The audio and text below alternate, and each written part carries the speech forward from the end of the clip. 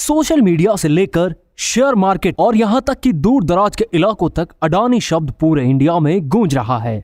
हालांकि 2023 अडानी ग्रुप के लिए एक डिफिकल्ट ईयर रहा है। एक यूएस शॉर्ट सेलर की एक तीखी रिपोर्ट के बाद अडानी ग्रुप के शेयरों का मार्केट वैल्यू $100 बिलियन से नीचे गिर गया है, जिससे अरबपति गौतम अडानी की कुल वेल्थ $49.10 बिलियन तक गिर गई है और ग्लोबल अमीरों की सूची में उनका स्थान दूसरे से 25वें स्थान पर आ गया है। यूएस आधारित शॉर्ट विक्रेता हिंडनबर्ग रिसर्च ने बताया कि अडानी ग्रुप के 7 शेयरों का वैल्यू लगभग 85% ज्यादा था। तब से अडानी ग्रुप की सभी 10 कंपनियों के शेयरों की कीमतों में लगातार गिरावट आ रही है। Adani total gas, Adani green energy और अडानी ट्रांसमिशन के 85% अंक के करीब होने के साथ अडानी ग्रुप के शेयर की कीमतें 25 जनवरी से फ्री फॉल में हैं। अरबपति गौतम अडानी के नेतृत्व वाले ग्रुप के शेयरों में सेल ऑफ सोमवार को गहरी हो गई, क्योंकि ग्रुप का कुल मार्केट पूंजीकरण या एम कैप अब 7.15 लाख करोड़ है, जो 24 जनवरी को 19.19 लाख करोड़ से 63% कम है। इससे अडानी के 7 शेयरों में LIC के इन्वेस्टमेंट का मार्केट वैल्यू 31 दिसंबर 2022 के 82,970 करोड़ रुपए से गिरकर 23 फरवरी को 33,242 करोड़ रुपए हो गया है, जैसा कि well known south Indian film Dandupalyam में दिखाया गया है। किसी भी क्राइम या इंसिडेंट के लिए 2 से 3 अलग अलग इंटरप्रिटेशन हो सकती है। अडानी और हिंडनबर्ग के बीच कौन सही है? क्या बीजेपी और मोदी जी ने अडानी ग्रुप की मदद की? क्या इंडिया का आम आदमी अडानी ग्रुप के शेयरों की कीमतों में मैनिपुलेशन का कारण है? म्यूचुअल फंड और PMS कंपनियों के बारे में इन्वेस्टर्स के लिए सबसे अच्छा सबक क्या है? यूट्यूबर्स के फर्जी टिप्स और फ्री टिप्स पंडित इस खास वीडियो में समझेंगे। और हमारे पास कुछ और दिलचस्प सवाल भी हैं, जैसे इन्वेस्टर्स का क्या होगा जब श्रीलंका जैसा देश एक पोर्ट प्रोजेक्ट के साथ कोलैप्स हो गया था, तो मिस्टर अडानी ऐसे रिस्क भरे बिजनेस से कैसे बड़ी वेल्थ बना सकते हैं? इस वीडियो में सभी सवालों और पहेलियों का जवाब दिया जाएगा। इससे पहले कि हम इस वीडियो को शुरू करें, प्लीज वीडियो को लाइक करें।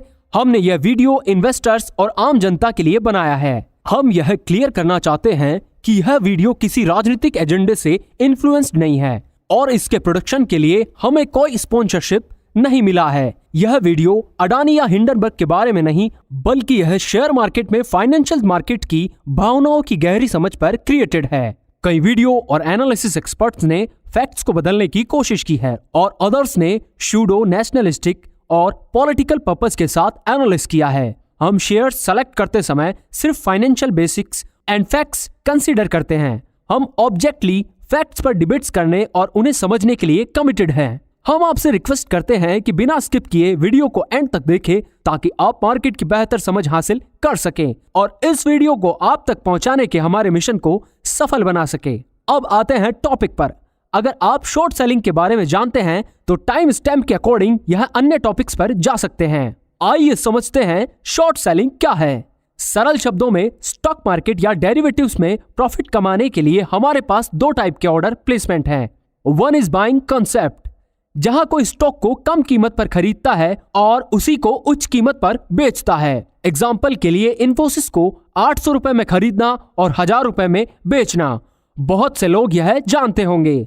The second concept is selling और शॉर्ट सेलिंग, यानी यहां कोई भी स्टॉक बेच सकता है भले ही उसके खाते में ना हो। चूंकि ट्रेडिंग घंटों के एंड तक पोजीशन को बंद करने की इसकी टाइम लिमिट है, यह टाइम लिमिट ऑर्डर है।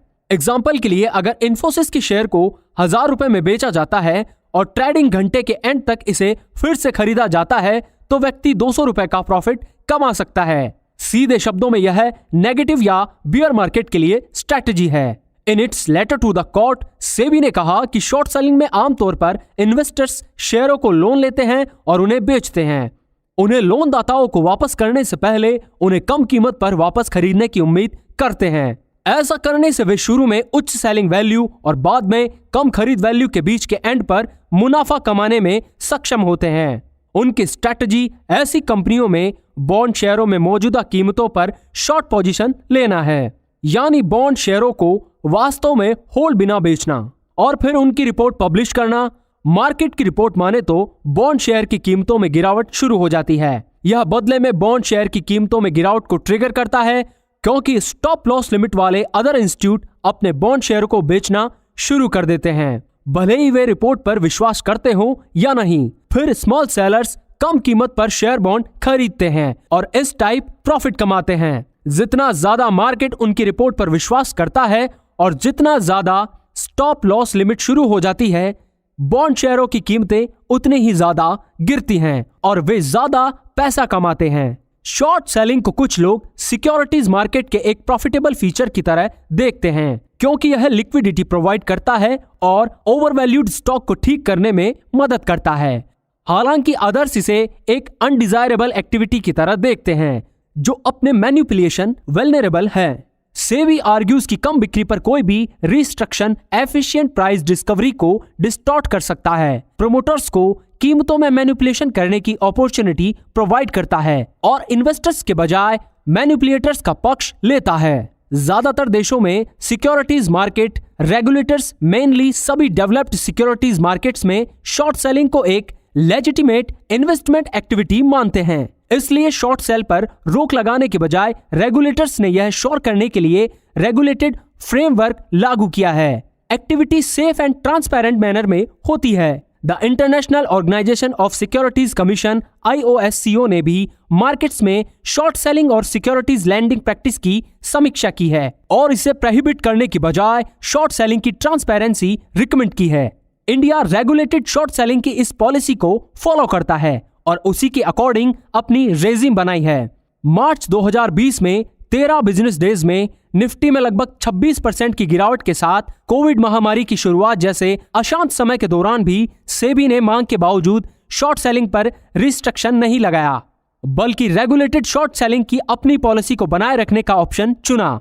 यह डिसीजन यह इंश्योर करने के लिए किया गया था कि इन्वेस्टर्स को किसी भी रिस्क से बचाने के साथ साथ शॉर्ट सेलिंग से प्रॉफिट मिलता रहे।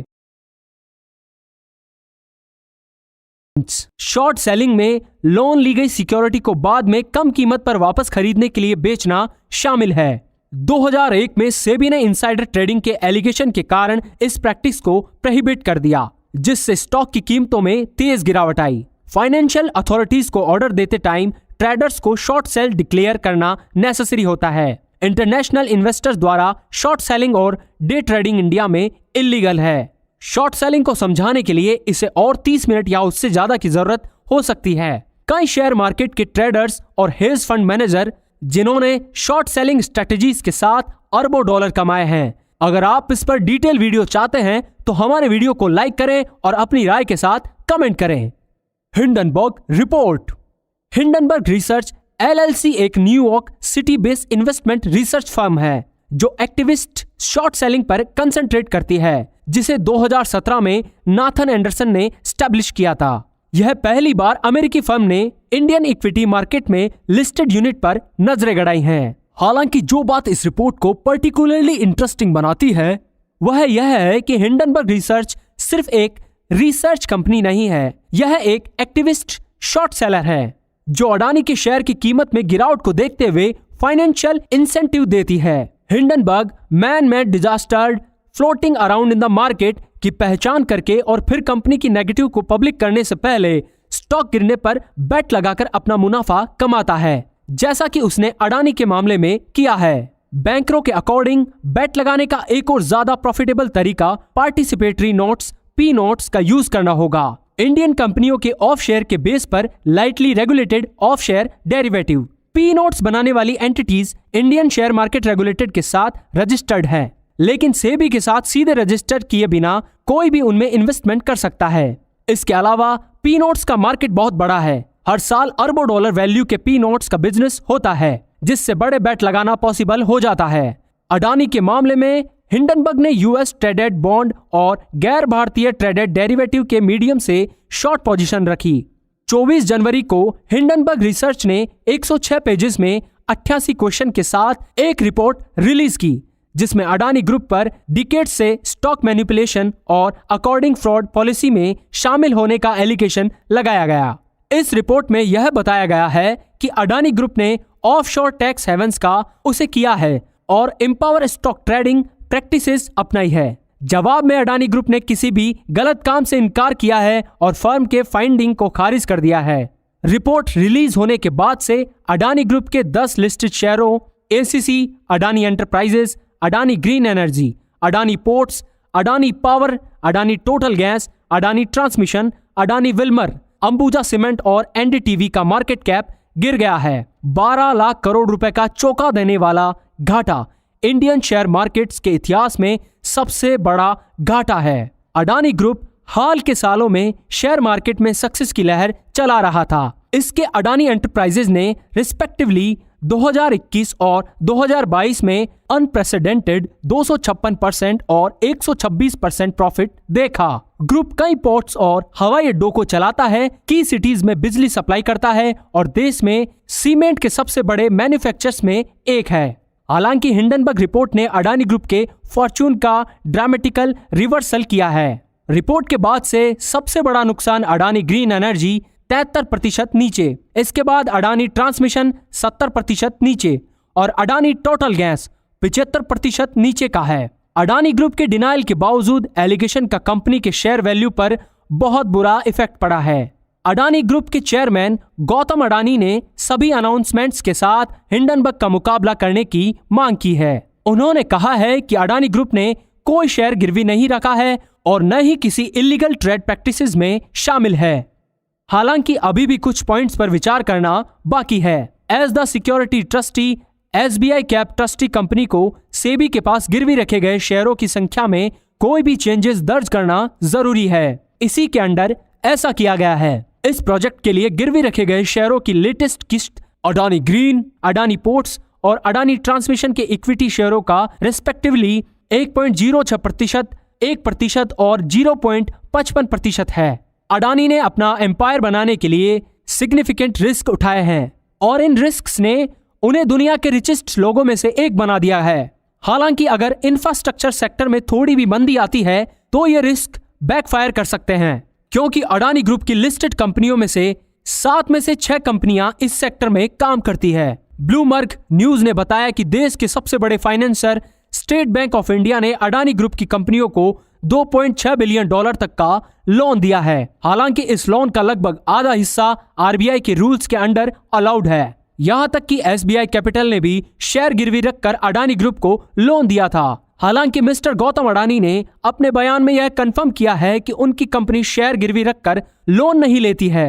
इसके अलावा अडानी पोर्ट्स ने सोमवार को एसबीआई म्यूचुअल फंड को 1500 करोड़ रुपए का पेमेंट किया और मार्च में ड्यू कमर्शियल पेपर्स के 1000 करोड़ रुपए प्रीपे करने का इरादा है। 6 फरवरी को अडानी ग्रुप ने अडानी ग्रुप की 3 फर्मों में गिरवी रखे शेयरों की रिकवरी के लिए $1.11 बिलियन की बोरोविंग्स का पेमेंट किया है।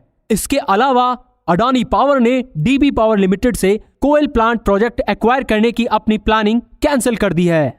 ओवरसीज लोन्स लेने के फायदे और नुकसान दोनों हैं। मुंबई में एक फाइनेंशियल मार्केट एक्सपर्ट के अकॉर्डिंग इंडिया में कमर्शियल लोन की 14% से 15% रेट के कंपैरिजन में ओवरसीज लोन बहुत सस्ते हैं। जापान, यूरोपियन यूनियन और यूएसए से लोन 1%, 3% से लेकर 4% और 2.5% रिस्पेक्टिवली मिल जाता है। यह ग्रुप की बढ़ी हुई ग्लोबल प्रोफाइल के कारण पॉसिबल है। हालांकि ये लोन करेंसी में उतार चढ़ाव के रिस्क के साथ आते हैं। अगर रुपया कमजोर होता है तो कंपनी की बोरोविंग्स का वैल्यू ड्रामेटिकली बढ़ जाएगा और यह पोर्ट्स के बिजनेस के लिए ज्यादा कंसर्न टॉपिक नहीं है, क्योंकि उनका ज्यादातर रेवेन्यू डॉलर डेनोमिनेटेड या डॉलर से जुड़ा हुआ है। अडानी ट्रांसमिशन हालांकि एडवर्स प्राइस मूवमेंट्स के रिस्क को कम करने के लिए हेजिंग या इन्वेस्टमेंट करके खुद को बचाने की कोशिश करता है। हाल ही में फिच ग्रुप की एक यूनिट क्रेडिट साइट्स ने एक रिपोर्ट रिलीज की जिसमें कहा गया है कि Adani group deeply over leveraged है और अपनी डेबिट फंडेड ग्रोथ एम्बियंस के कारण लोन के जाल में फंस सकता है। इससे पूरे ग्रुप के बारे में कंसर्न्स पैदा हो गए हैं और इसके इम्प्लीकेशंस उन ग्रुप कंपनियों पर पड़ सकते हैं जो बॉन्ड इशूअर है। क्या यह सच है? क्या अडानी का एम्पायर गिर सकता है अगर लोन का मैनेजमेंट ठीक से नहीं किया गया? क्रेडिट साइट्स का तो यही मानना है। अडानी वास्तव में अपने वेरियस वेंचर्स के लिए लोन ले रहा है, जैसे कि जून 2022 में अपने नए कॉपर बिजनेस के लिए भारतीय स्टेट बैंक एसबीआई लेड बैंकों के एक कंसोर्टियम से जुटाए गए 6,071 करोड़। अडानी ग्रुप को अपने लोन का मैनेजमेंट जिम्मेदारी से करना चाहिए। अपने एम्पायर की सक्सेस इंश्योर करने के लिए। हावेवर हिंडनबर्ग इंसिडेंट का सीरियस इंपैक्ट पड़ा है। इससे पहले कई Indian journalist, news agencies, news portals ने अडानी से जुड़ी इरेगुलरिटीज की वार्निंग दी थी। हालांकि हिंडनबर्ग ने और भी ज्यादा नुकसान पहुंचाया, क्योंकि न सिर्फ वार्निंग दी और अपने एनालिसिस को शेयर किया, बल्कि एक अननोन अमाउंट के साथ अनडिस्क्लोज्ड शॉर्ट पोजीशन भी थे। हिंडनबर्ग रिसर्च रिपोर्ट की हिस्ट्री और सक्सेस रेट वेल डॉक्यूमेंटेड है। जून 2020 में एक विंस फाइनेंस आर्टिकल ने हिंडनबर्ग के RMB 350 मिलियन की वेल्थ फ्रीज करने का खुलासा किया, जो अमेरिकी इन्वेस्टर्स के लिए अननोन था। विंस की मूल कंपनी, जिसने विंस के 67.7% शेयरों को कंट्रोल किया, अमेरिकी इन्वेस्टर्स की जानकारी के बिना चीन में बैंकरप्ट घोषित कर दिया गया। नैस्डैक ने अक्टूबर 2020 में विंस को छिपी हुई वेल्थ फ्रीज के कारण हटा दिया। सितंबर 2020 में हिंडनबर्ग ने निकोला को intricate scam bullet on hundreds of lies का नाम दिया और निकोला के फाउंडर मिल्टन पर प्रोप्राइटरी टेक्नोलॉजी के बारे में झूठे दावे करने का एलिगेशन लगाया दैट डज नॉट एग्जिस्ट। 2 सालों में निकोला की शेयरों की कीमत $80 से गिरकर $1 हो गई।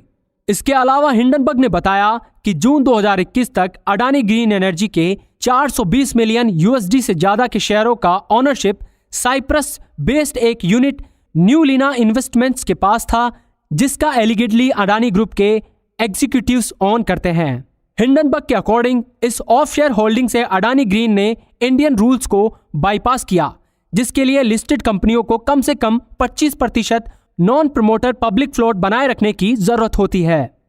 Y we have doubts about our government. अगर आप उन कंपनियों में से एक का जिक्र कर रहे हैं जो प्रेजेंट में खबरों में है, तो हम अलग अलग कंपनियों के फॉर्च्यून पर कमेंट नहीं करते हैं। वे अपनी ताकत और कमजोरी के दम पर उठते हैं और गिरते हैं। मैं SBI और LIC को जवाब दूंगा। यह फाइनेंस सेक्रेटरी टीवी सोमनाथ ने एक एक्सक्लूसिव इंटरव्यू में कहा।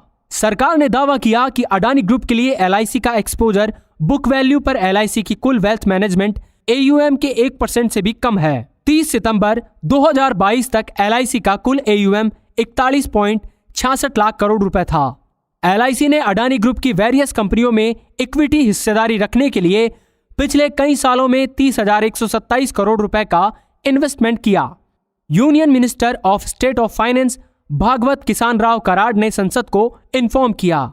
मंत्री ने कहा, अडानी ग्रुप की सभी कंपनियों के अंडर पिछले कई सालों में खरीदी गई इक्विटी का कुल खरीद वैल्यू 30,127 करोड़ रुपए है और 27 जनवरी 2023 को मार्केट समय के एंड तक इसका मार्केट वैल्यू 56,142 करोड़ रुपए था।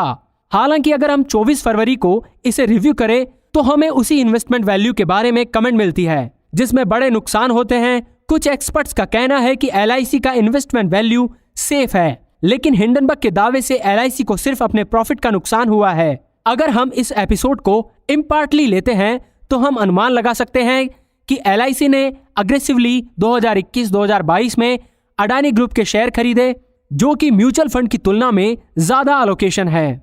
सबसे बुरी बात यह है कि LIC ने सबसे ज्यादा वैल्यूएशन पर इन्वेस्टमेंट किया था। हम जानते हैं कि 2022 में अडानी के शेयर अब तक के हाईएस्ट हैं। अगर LIC ने 2020 या उससे पहले इन्वेस्टमेंट किया होता तो अडानी ग्रुप के शेयरों में पिछले 3 सालों में 40 गुना ग्रोथ होती, जिससे अबनॉर्मल प्रॉफिट होता। लेकिन LIC ने हाई प्राइस पर इन्वेस्टमेंट किया। इंडिया की सबसे बड़ी और सबसे रेप्यूटेड कंपनी इतनी बेवकूफी से कैसे इन्वेस्टमेंट कर सकती है? क्या वे पब्लिक फंड से मिस्टर अडानी को ज्यादा पेमेंट करने की कोशिश कर रहे हैं? सरकार का तर्क है कि अडानी में LIC का इन्वेस्टमेंट उसके वैल्यू का सिर्फ 1% है। LIC ने अडानी के हर शेयर में 5 से 9% खर्च किया, इसलिए इसकी ज्यादा वेल्थ का रिस्क क्यों? क्या LIC इस अजीबोगरीब स्टॉक को खरीदने के लिए पॉलिटिकल प्रेशर में नहीं है?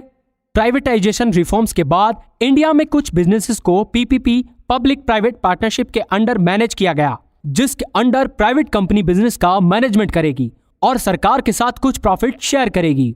2019 में सरकार ने फैसला किया कि हवाई अड्डों का मैनेजमेंट एक बोझिल काम था और इंडिया में हवाई अड्डों के संचालन का विकास और मैनेजमेंट के लिए प्राइवेट कंपनियों में से एक टेंडर निकाला। उन्होंने PPP मॉडल के अंडर हवाई अड्डों को ऑपरेट करने का फैसला किया और 8 हवाई अड्डों को लीज कर दिया। इन 8 में से अंदाजा लगाइए कि अडानी को कितने एयरपोर्ट मिले। उन्होंने 8 में से 7 एयरपोर्ट हासिल किए। इसके अलावा मिनिस्ट्री ने 3 हवाई अड्डों को उनके एक्चुअल वैल्यू के लगभग 1/3 गुना पर पट्टे पर दिया। एक रिपोर्ट के मुताबिक मंत्रालय ने हवाई अड्डों को 500 करोड़ रुपए की लीज पर दिया था, जबकि एक्चुअल वैल्यू 1300 करोड़ रुपए होने का अनुमान था।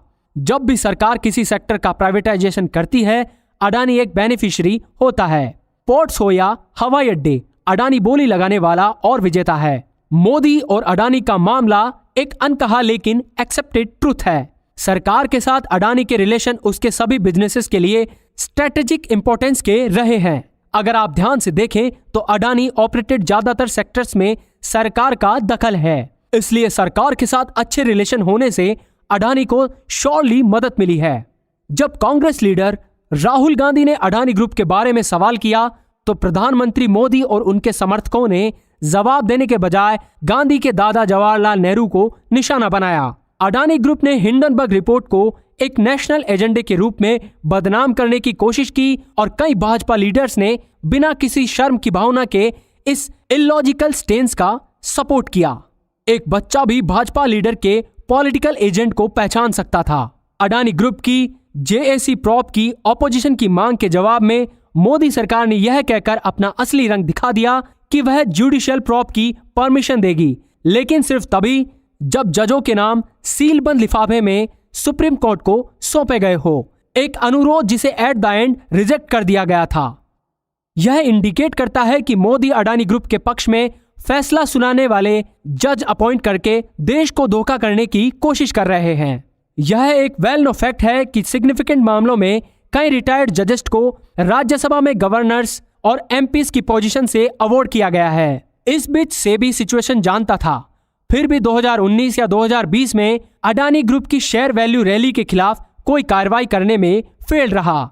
पिछले 3 साल में शेयर की कीमतों में 40 गुना ग्रोथ हुई है, जो फाइनेंशियल मार्केट में अबनॉर्मल इंसिडेंट है। इसके अलावा 2020 में सेबी एनएसडीएल इशू में इनएक्टिव रहा। हिंडनबर्ग सागा के बीच सेबी ने अडानी ग्रुप का नाम लिए बिना कई नोटिस और लेटर्स रिलीज किए हैं। सेबी अपने लेटेस्ट कम्युनिकेशन में अडानी का नाम लेने से क्यों डरता है? मोदी सरकार अडानी मामले में जेएससी प्रॉप की परमिशन क्यों नहीं देगी?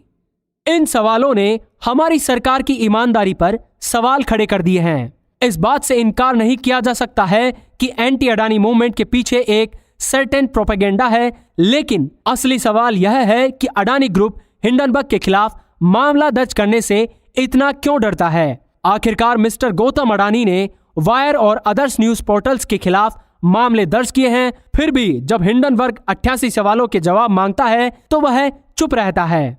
इसके अलावा कई एनालिस्ट और न्यूज आर्टिकल्स ने अडानी ग्रुप के शेयरों की भारी रैली के बारे में वार्निंग दी है। एग्जाम्पल के लिए सुचेता दलाल इंडिया की सबसे फेमस न्यूज रिपोर्ट्स में से एक और जो पद्मश्री अवार्डेड है, उन्होंने 12 जून को ट्वीट किया, सेबी ट्रैकिंग सिस्टम के पास अवेलेबल इंफॉर्मेशन के ब्लैक बॉक्स के बाहर साबित करने के लिए एक और फ्रॉड पास्ट के एक ऑपरेटर की वापसी है, जो लगातार एक ग्रुप की कीमतों में हेराफेरी कर रहा है, सभी फॉरेन एंट्रीज के मीडियम से। उनकी स्पेसिफिकली एक पूर एफएम की है, कुछ नहीं बदलता है। अडानी ग्रुप पर लोन का बोझ कुछ समय से चिंता का कारण बना हुआ है। 2019 में पोर्टल स्कॉल इन ने अडानी ग्रुप के रिलेटेड पोर्टल डील्स पर एक जांच पब्लिश की और फ्रिज ग्रुप के क्रेडिट साइट्स ग्रुप ने पिछले साल एक रिपोर्ट पब्लिश की, जिसमें वार्निंग दी गई थी कि Adani group deeply over leveraged है। यह एडवाइस देने के लिए बहुत सारे सबूत हैं कि एंटी अडानी मूवमेंट्स में जितना दिखता है उससे कहीं ज्यादा है। फिच ग्रुप के क्रेडिट साइट्स ने हाल ही में कई अडानी कंपनियों पर क्रेडिट कंसर्न्स को उठाया, जिससे उनके शेयर एक्सचेंजों पर गिर गए। हालांकि अडानी ग्रुप के एग्जीक्यूटिव्स के साथ एक फॉलोअप मीटिंग के बाद क्रेडिट साइट्स ने अडानी कंपनियों के लिए एक हेल्दी लोन लेवल का सिग्नल देने के लिए ईबीडीटीए और ग्रॉस डेबिट एस्टिमेट्स को रिवर्स किया। इस इंसिडेंट ने एशिया के रिचेस्ट पर्सन गौतम अडानी की ग्लोबल रिसर्च फर्मों को अडानी ग्रुप पर अपने व्यूज रिकंसिडर करने के लिए इन्फ्लुएंस करने की पावर शोकेस की। अक्टूबर 2022 में इसका और प्रूव मिला, जब कंपनी के रिक्वेस्ट पर S&P ग्लोबल रेटिंग्स ने अडानी ट्रांसमिशन के लिए अपनी BBB- रेटिंग वापस ले ली। हालांकि S&P ने क्लियर किया कि रेटिंग को हटाना रीस्ट्रक्चरिंग एक्सरसाइज के कारण था। उन्होंने यह भी नोट किया कि रिवीजन ने बॉन्ड होल्डर्स के लिए प्रोटेक्शन को कमजोर नहीं किया। National securities depository limited NSDL ने मई 2021 में अडानी कंपनियों के 43,500 करोड़ रुपए के शेयरों वाले 3 ओवरसीज फंड खातों को फ्रीज कर दिया, जिससे अडानी के शेयरों में नाटकीय गिरावट आई। पोर्ट लुइस मॉरिशस में रजिस्टर्ड ये overseas fund Albula investment fund, Cresta fund और APMS इन्वेस्टमेंट फंड थे। फ्रीज की खबर ने 14 जून तक सुर्खियां बटोरी और स्थिति तब और खराब हो गई जब रेटिंग एजेंसीज मूडीज ने अडानी ग्रुप के 4 शेयर को डाउनग्रेड कर दिया। नॉर्वे के सावरेन वेल्थ फंड ने भी $200 मिलियन 1,651.63 करोड़ रुपए की अडानी ग्रुप की 3 कंपनियों में अपनी हिस्सेदारी बेची। मॉर्गन स्टैनली कैपिटल इंटरनेशनल ने अनाउंसमेंट की कि वह अडानी ग्रुप के 4 शेयरों की फ्री प्लॉट स्थिति में कटौती करेगा। हालांकि इसने इन्हें इंडिकेस से हटाने के लिए कुछ समय दिया। जब हिंडनबर्ग रिसर्च ने अडानी ग्रुप के इलीगल ट्रेड प्रथाओं का एलिगेशन लगाया तो इंडिया में कुछ लोगों ने इसे एक एजेंडा या साजिश बताया। हालांकि क्रेडिट साइट्स ने अगस्त 2022 में अडानी ग्रुप के ओवर लेवरेज पर वार्निंग दी और फरवरी 2023 में निक्केई एशिया ने बताया कि अडानी ग्रुप द्वारा दिए गए लोन इंडियन इकोनॉमी के कम से कम 1% के बराबर थे। एलिगेशन के जवाब में क्रेडिट सुइस ग्रुप AG ने फरवरी 2023 में अपने प्राइवेट बैंकिंग ग्राहकों को मार्जिन लोन के लिए गौतम अडानी की कंपनियों के ग्रुप के बॉन्ड को एक्सेप्ट करना बंद कर दिया। यह एक सिग्नल है कि इंडियन टाइकून के फाइनेंस की जांच बढ़ रही है। अगर हमें हिंडनबर्ग रिसर्च रिपोर्ट की बेहतर समझ हासिल करनी है तो हमें सबसे पहले कुछ अहम सवालों के जवाब देने की कोशिश करनी चाहिए। रिपोर्ट में पूछे गए 88 क्वेश्चन में से आइए पहले वाले पर ध्यान दें। गौतम अडानी के छोटे भाई राजेश अडानी का बैकग्राउंड क्या है? कुछ रिसर्च करने के बाद हम 2008 और 2010 के न्यूज आर्टिकल्स पा सकते हैं जो इस बात को क्लैरिफाई करते हैं कि राजेश अडानी को गिरफ्तार किया गया था और वह कई इलीगल इश्यूज में शामिल था। केंद्रीय जांच ब्यूरो CBI ने 2008 में राजेश को evasion of customs duty and under valuation fraud के एलिगेशन में गिरफ्तार किया, जिसकी अनुमानित कीमत गोवा में 1.7 करोड़ रुपए थी। इसके अलावा डायरेक्टरेट ऑफ रेवेन्यू इंटेलिजेंस ने 1999 में राजेश को जाली दस्तावेजों और 1.40 करोड़ रुपए के कोयले के इंपोर्ट पर शुल्क से बचने के एलिगेशन में गिरफ्तार किया था। हिंडनबर्ग रिसर्च रिपोर्ट सवाल उठाती है कि इस तरह की क्रिमिनल बैकग्राउंड वाला कोई अरबों डॉलरों की कंपनी का डायरेक्टर कैसे बन सकता है। इसका उत्तर देने के लिए हमें सेबी के पुराने मामलों को देखना होगा। यहाँ हमें कुछ दिलचस्प जानकारियां मिली। शेयर मार्केट के कई इन्वेस्टर्स 1991 के घोटाले और 2008 के केतन पारेख घोटाले से वाकिफ हैं। दिलचस्प बात यह है कि केतन पारेख फर्म ने 1996 और 2000 के दौरान अडानी ग्रुप के शेयरों में मदद की थी। इन मामलों की जांच करके हम हिंडनबर्ग रिसर्च रिपोर्ट की बेहतर समझ हासिल कर सकते हैं। इसका प्रूफ हमें सेबी की ऑफिशियल वेबसाइट पर मिल सकता है। यह क्लियरली कहा गया था कि केतन पारेख केपी संस्थाएं अडानी ग्रुप के शेयर की कीमतों को इन्फ्लुएंस करने के लिए सर्कुलर ट्रेडिंग और आर्टिफिशियल वॉल्यूम जैसी चालाकी वाली एक्टिविटीज में शामिल थे। आगे की इन्वेस्टिगेशन से पता चला है कि अडानी ग्रुप और केपी एंटिटीज के बीच शेयरों और फंड्स की आवाजाही थी। इन फंडों और शेयरों का यूज केपी एंटिटीज ने सिक्योरिटी मार्केट में मैनिपुलेशन करने और स्टॉक एक्सचेंजों में सेटलमेंट्स के समय पेमेंट करने के लिए किया गया था। यह भी पता चला है कि अडानी प्रमोटर्स एंटिटीज ने रेलेवेंट पीरियड के दौरान अडानी के शेयर में बिजनेस किया था। ट्रेजेडी ऑफ कोइंसिडेंस यह है कि 1998 से 2004 के दौरान जब अडानी ग्रुप के शेयरों में उछाल आया तब भारतीय जनता पार्टी रूल कर रही थी और अब एक बार फिर से बीजेपी सत्ता में है। शायद यह इतिहास खुद को दोहराता है का एग्जाम्पल है।